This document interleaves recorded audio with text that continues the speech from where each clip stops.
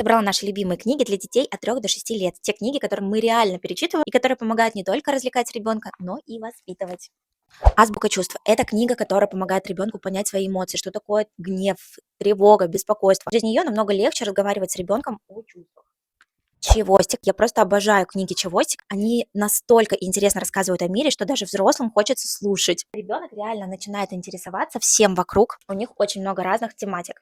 Первая энциклопедия для девочек. Тут и про окружающий мир, и про девчачьи вопросы. Очень мягкая и по возрасту. Такая книга, которая Стежа постоянно берет сама, читает и даже уже пытается читать. Правила поведения воспитанных детей. Я читала ее Стеше с 3 лет. Там правила поведения в стихах, они очень легко запоминаются. Это книги и про безопасность, и про поведение в обществе, и про то, почему нельзя открывать незнакомым людям дверь. В общем, очень интересно, моя личная рекомендация. Учение Уйки. Очень добрая книга про настоящую дружбу. Через такие истории детям действительно проще понимать отношения и заботу друг о друге и о животных.